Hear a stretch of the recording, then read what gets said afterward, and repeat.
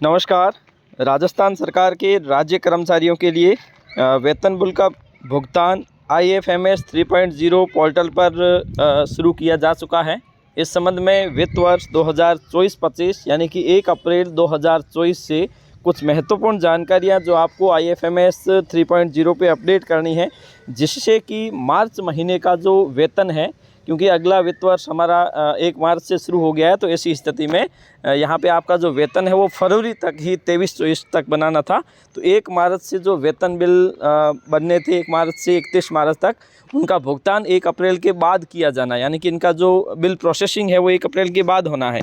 इससे पूर्व as a DDO के रूप में आपको कौन कौन से कार्य IFMS 3.0 पोर्टल पे करने हैं, उस संबंध में कुछ आवश्यक निर्देश राजस्थान सरकार वित्त विभाग कोष और लेखा की ओर से दिए गए हैं।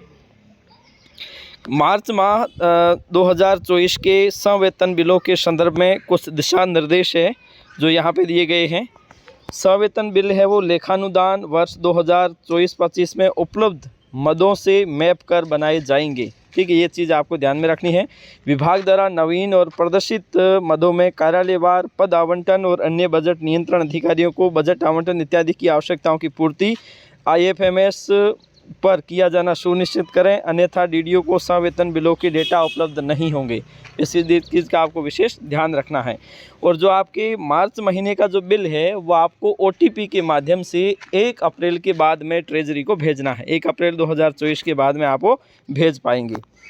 सभी संवेतन बिलों में DA जो प्रदर्शित हो रहा है उसका जांच कर लें कि जो बढ़ा हुआ DA है वो प्रदर्शित हो रहा है या नहीं हो रहा। अगर नहीं हो रहा है तो उसकी जांच कर लें, क्योंकि अब जो DA बढ़ चुका है तो उस आधार पे ही उनका भुगतान किया जाना है। अगर किसी कर्मचारी का स्थानांतरण हो गया है किसी एक स्थान से दूसरे स्थान पर, तो उसकी या तो ज्वाइनिंग और रिलीविंग जो एडिशनल चार्जेज है उसकी प्रक्रिया पूरी IFMS 3.0 पोर्टल पर ही की जानी है। अगर कोई ऐसा बिल हो जो पूर्व के माह का हो, चाहे वो DA का हो, एरियर का हो या सैलरी एरियर का हो, तो वो भी उसका भुगतान भी 1 अप्रैल 2024 के बाद में IFMS 3.0 पोर्टल पर ही करना है। इसके साथ साथ IFMS 3.0 पर उपलब्ध कार्मिकों के डेटा का वेरिफिकेशन कार्यालयाध्यक्ष और आहरण वितरण अधिकारी के स्तर पर सुनिश्चित रूप से किया जाए, क्योंकि उनका डेटा का वेरिफिकेशन किया जाना बहुत ज़रूरी है। उसी के आधार पर ही संपूर्ण साल की जो प्रोसेसिंग है वो आसानी से हो सकेगी, किसी भी प्रकार का समस्या किसी प्रकार की ना आ सके।